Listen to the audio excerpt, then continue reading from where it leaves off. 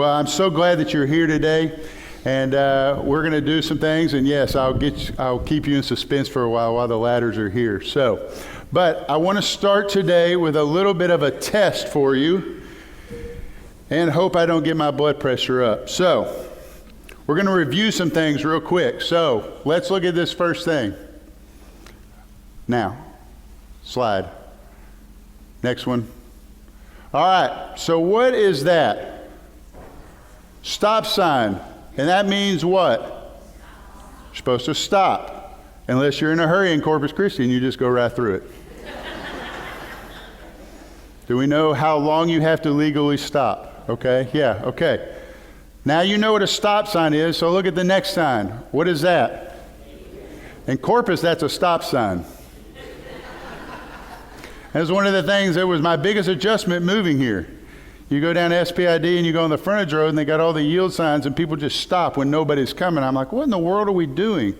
Right? Okay, yield. You yield to the traffic if somebody's coming, and then you jump in the flow, or you just go whenever you want, right? Okay, next one. Turn only, right? Or you can go straight from that lane if you want to. These are all the things I've learned living in Corpus for 14 years. And if it's a right turn only and you realize you're wrong, you can put your left blinker on and go all the way across 3 lanes of traffic and turn left. And honk your horn, and it's everybody else's fault. All right, this is the last one and where my blood pressure goes up. What is that? So if you've been driving down Everhart and Staples, and I've been behind you, I'm the guy honking the horn because you're trying to turn left where they're doing construction. I want you to know now the never-ending construction that goes on there. I have paid attention because I've been thinking about this sermon for a while. We started with 1 no left turn signal on both intersections, Everhart to Staples. We went to 2. Last week, there were about 5 on both sides, and I still got behind a guy wanting to turn left. And I'm so thankful for the moment that I don't have a First Baptist sticker on my car, because I just laid on the horn. And he looks at me and leaned out the window and actually yelled at me. So I rolled down my window and I said, that's a no left turn. There's moments that I wish I was a police officer and moments that I don't wish I was a police officer. But yeah, all these signs have rules that we are to follow. If we don't follow them, there's consequences that go with it. If you blow through a stop sign, you're liable to hit somebody. You know, we live right behind Veterans Memorial High School, where my kids go. And there's several times after school at stop signs, I stop a little bit longer. Sorry, teenage drivers, but they roll through those signs pretty quick sometimes. I'm like, I'm not risking it of what goes on. You know, I feel as I thought about this and looking at these signs, that I think people look at the Christian faith sometimes kind of like these signs. If we go through these and blow through these, there's consequences that go with it. I think they feel like that when they don't want to jump into the faith yet because they're scared that the rules, they feel like there's this list of rules that when you become a Christian, we give you this list of rules and we go, okay, here's what you can do and what you can't do. My youth pastor always told me, don't drink, smoke, or chew, or date the girls that do.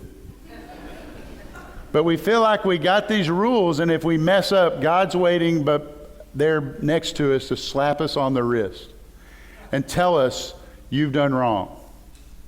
And I'm going to tell you, if you get nothing else out of this, that I'm so grateful that we don't have a God that's that way. We have a loving God and a God full of grace. And so I want to look at a couple of verses in Galatians today that we'll go through rather quickly so we can get to the suspense you're waiting for of why are there 2 ladders on the platform. So, if you have your Bibles, you can turn to Galatians 2:20. We're going to start there. And then later on, we'll jump over a couple chapters to Galatians 6:9. But Galatians 2:20 says, I have been crucified with Christ, and I no longer live, but Christ lives in me. The life I live in the body, I live by faith in the Son of God, who loved me and gave himself for me. And then verse 21 This week as I continue to read over, and even last night read over, 21 jumped out to me. I do not set aside the grace of God, for if righteousness could be gained through the law, Christ died for nothing. I do not set aside the grace of God. So a couple of things that jump out from this verse, okay? First one, our lives should show Christ daily. Okay? We have been talking about for a long time at our church. If you're new to our church, you're going to hear the word moment, or hopefully you hear the word moment. And we've been talking about moments that you can have. We have a moment wall right out here that we change from month to month. If you haven't noticed, it has cards that you can go and do and different things that our staff comes up with of ways to pray or read to encourage you in your faith. But we've been using this word moment to have a moment with someone that they see your faith lived out daily, a moment for you to spend time in growing your faith. But to me, this is one of the best parts is our lives reflecting God daily. If I went around the people that you know over and over, would they even know that you have a relationship with Christ? Would they even know that you are here on Sunday? Would they know what role, as Ginger was very well told over and over today? Don't you love children's sermon? You never know what kids are going to say. I love it. But if we have this book and we don't spend any time in it, this book becomes useless. And then what happens to us? What God's called us to do, we become useless. When I was a youth pastor, I had a youth ask me, go, you know, if we're to accept Christ as our Savior and have faith in Him, why when we accept Him, don't we just go straight to heaven? And I said, man, that is an excellent question. It'd be so much easier, wouldn't it? He's like, yeah. I said, because God has left us here to do something. God has called us all to do something. He's given us gifts to do something. So, what is it that He has called you to, and how do you reflect Him daily? Look at the phrase that's in this verse. It says, I no longer live, but Christ lives in me. You know, if we were to put a bumper sticker together when you became a Christian, I don't know that we would use the phrase, I've been crucified with Christ and I no longer live. But think about it. When Christ was crucified for us, He died. This verse says that I have been crucified, I no longer live, but Christ lives in me. Which tells me there should be a difference in your life that hopefully people see when you live out your faith daily. Hopefully they understand that there's something different. That when the pressures of the world come upon us, they want to go, why do you have so much joy? I had a friend in San Antonio at my church that worked at a local golf course and lost his job while we were there. And we had lunch together several times, almost a year after he lost his job and still looking for another job. And he was one of the most joyful people I'd ever been around. And I always asked, I said, Ignacio, why? He said, man, God gave me something, and God's going to give me something else. But he said, God's taken care of me and my family so much that now I get to spend time with my kids that I haven't been able to spend. I get to go coach their baseball teams. We get to go do all these things together. He goes, God's been so good to us. He said, I don't need to worry or stress about that. And I said, man, you have an incredible testimony, and thank you for pouring into my life. Because a little bit goes wrong for us, and sometimes we just crack. But it says that our lives should be different. There should be a change of what goes on. So my first question to you, what is the change? Was there a change in your life? Is it still there? Do people know it? The second one is this. It says we live a life of faith. So my question is, what do you place your faith in? Man, there are so many things we can place our faith in, right? The world tells us, you work hard enough, you make enough money, you don't have to worry about anything else. And I remember being young thinking, man, if I could just get to this point. And then I remember a 8th grade Sunday school teacher that always told us, sometimes more money means bigger problems. So God called me to church work so I don't have big problems. You weren't supposed to laugh at that.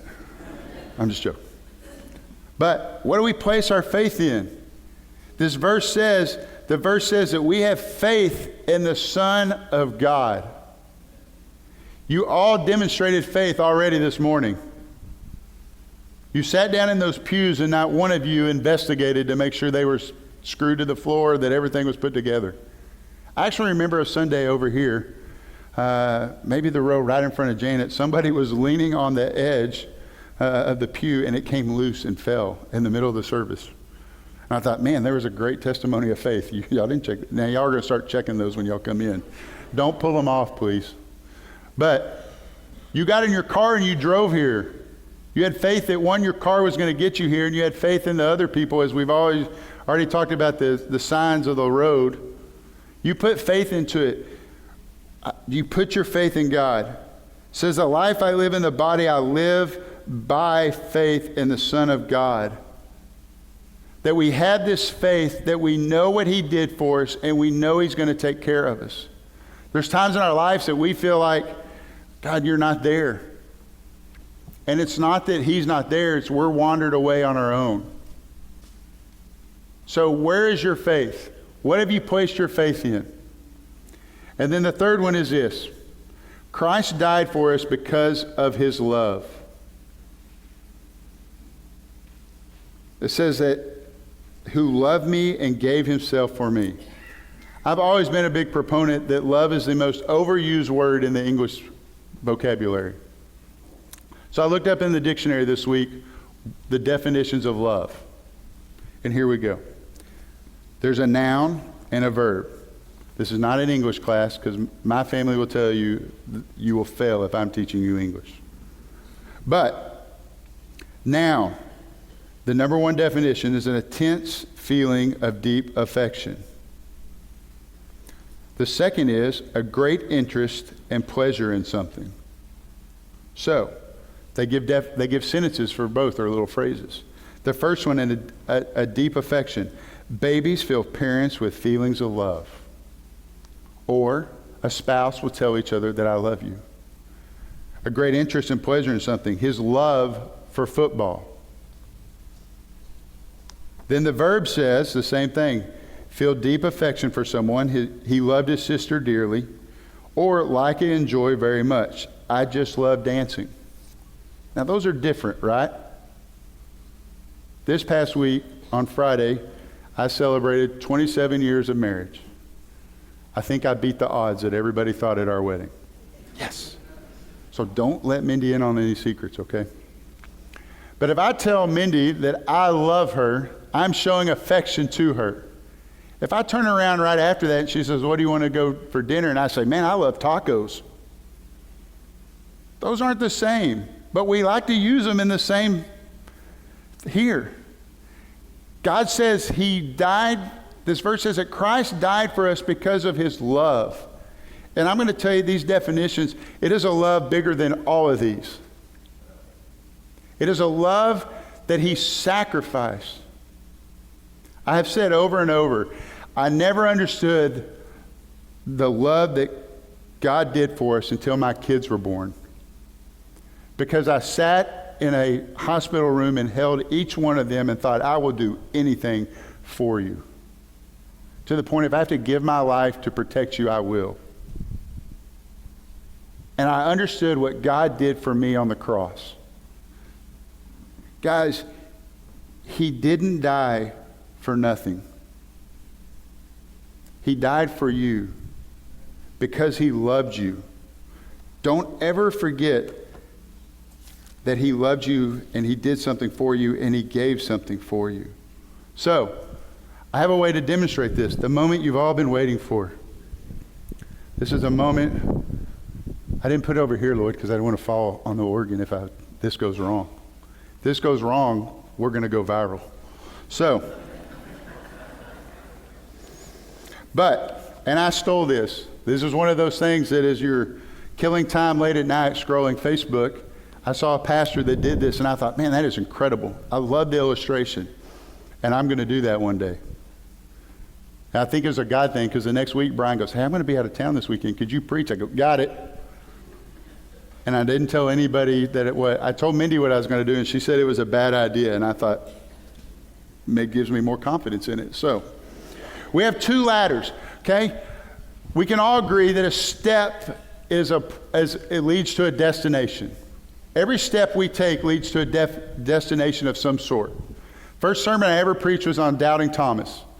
Thomas, I don't think he was doubting Thomas, as Brian has said, that I think Thomas was the guy that just asked the questions that nobody else wanted to ask.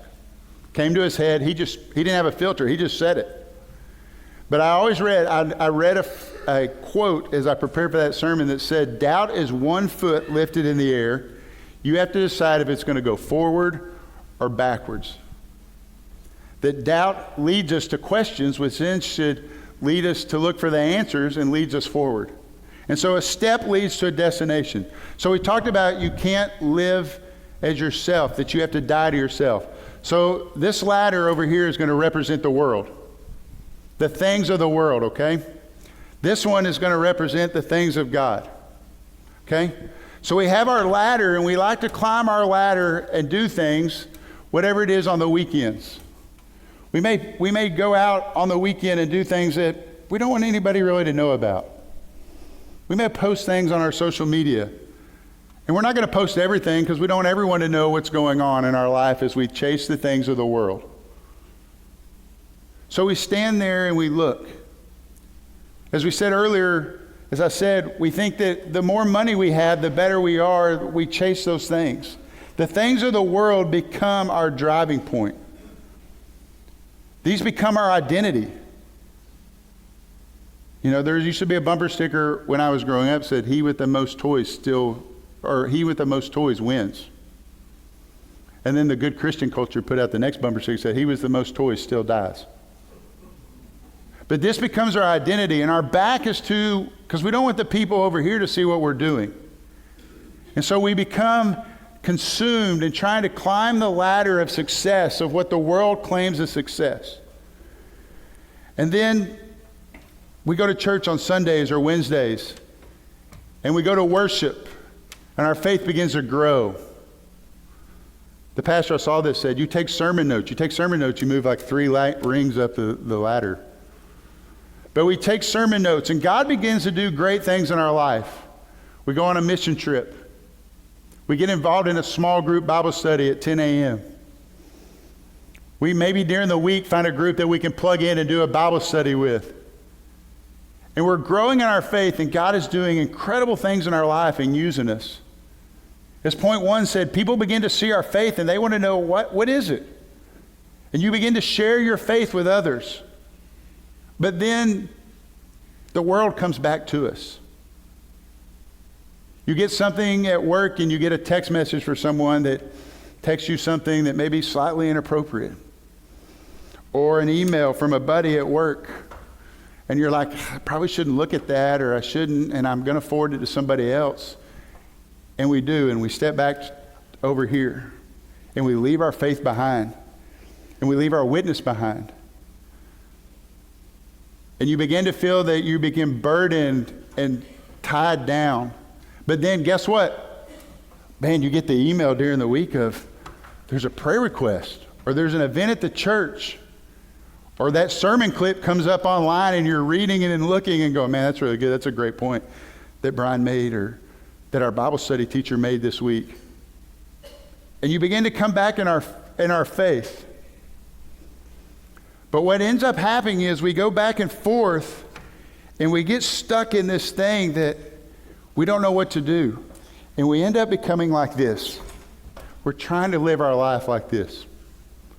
1 foot in the world, 1 foot with our faith. And we're walking a tightrope. And it doesn't work. Side point, for all you young people listening, this is why I always will tell you, dating evangelism never works. Because you have one living your faith out and somebody else doesn't. It's easier for people to pull you down than to pull people up. But we end up at this point in our life and we have to make a decision. And we don't know what to do. And you think, man, I'm going to come over here, but we always end up back over here. My youth pastor told me this as a sports analogy, that Satan will always go after the people that are making a difference to the kingdom. When I was first going into ministry, he told me, if things aren't going wrong in your ministry, this sounds crazy to say, if things aren't going wrong in your ministry, re-examine what you're doing in your life. He said, you grew up playing basketball. What did you do each week? I said, we would talk about who was next on the other team that we needed to focus on and stop. He goes, exactly. You knew who to stop. If you're not making a difference and Satan's not trying to persuade you otherwise, then you may not be making an impact for the kingdom. And I've always remembered that. So in youth ministry and even in 14 years here, when things start to go a little wrong or I get nervous, I think, okay, God, you're about to do something big. That's awesome. And so really for me, the question that I have for you is, where are you? You might be over here going, I'm kind of looking that way. I don't know if I really want to do this faith thing. You may be over here. Some of y'all are really nervous now, aren't you? I keep jumping back and forth. Some of you are over here and going, man, this is my faith, and I know it, and without a doubt. And some of you are right here, and you don't know what to do. Either way, I could go either way. What are we going to do? Because we're talking about our identity and who we are and who we represent. And so, think about, what is it that's next? We have to make a choice. We can't live in the middle. If we said our step leads us to a destination, what steps are we taking? I don't want you to hear that you have to climb the rung of the ladder to grow in your faith. That's not the point I'm trying to make here. And there's different levels. But if we're going to continue to be like Christ, we have to grow in our faith and continue to move and get stronger in our faith, that people begin to see it and make a difference. So I don't really know where you're at in this. If you're over here on this ladder of the world, man, I hope today you will say, I want to know more about Christ. What is it I need to do? If you're over here, you'll say, man, how can I continue to grow? You know, we say the ultimate goal is that we're going to become like Christ. I hate to ruin this for you. We're never going to be there. But I love, as Brian says over and over, hopefully a year from now or even a month from now, people are like, I'm more like Christ than I was a month ago, a year ago. So what is it that you need to do to continue that growing in your faith? What is it?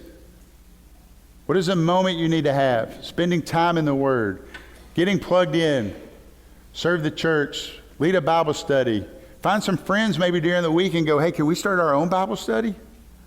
What is it? Or if you're stuck here, it's time to make a choice. And I hope that you won't leave today without really firming that up. It may be you need to come to the altar and just recommit.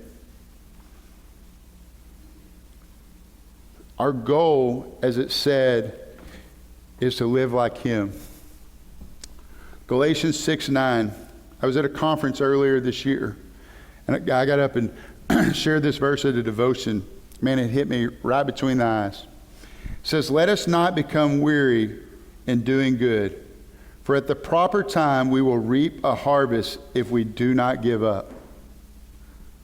Let us not become weary in doing good. I'm just going to tell you, from my personal life and experience, doing this and jumping back and forth between ladders gets weary and gets tiring and becomes draining. Because you go over here and you know I've done something wrong, and then you come back over here and you're bouncing back and forth. That verse says, at the proper time we will reap a harvest. And I really truly believe if we live our faith out on this side and we really invest our life, as Galatians 2:20 says that we read at the beginning, that we will begin to see that harvest at the proper time. Remember that word, proper time. Because we get caught up going, God, you're not reaping our harvest. And God's like, oh, I'm bringing it. Just hang on. I'm in control of this. The challenge I have for you today is this. Do not give up. Look for every opportunity God gives you each and every day to have a moment to show others who He is. I'm a big believer that the people we interact with and cross paths with daily is not an accident. I feel like God puts people in our paths to pour into them daily. When my kids were younger, they would always tell me, Dad, you always walk into Walmart and say hi to the guy or call him by name. Because at Walmart, the greeter's wearing a name. I'll walk in and go, hey, Johnny, how you doing today? And they're like, will you stop? At a restaurant, I'll tell them, Chick-fil-A, hey, thank you, Brandon, for how are you doing today? And that seems a little and minor, but I just believe God puts people in our past that we make decisions that just need a lifting up or encouraging. Or people that you spend time with daily. How do you have a moment showing them? But just remember this, don't give up. Live your life so others see Him. Let me pray. Lord, I thank you for the opportunity you've given us today to be here as a family, to lift up our voices, to sing praises to you. Lord, as we enter a time of response, that you would just open our hearts and our minds to hear from you today. Lord, that if we need to come and rededicate or just reaffirm our relationship with you, that we're straddling this tightrope and trying to do both sides of this, Lord, that we can commit to you today. Lord, if there's anyone here that doesn't know who you are, that they won't leave today with starting that conversation or having a relationship with you. Lord, allow us to show others who you are daily. It's in your wonderful name that we pray. Amen.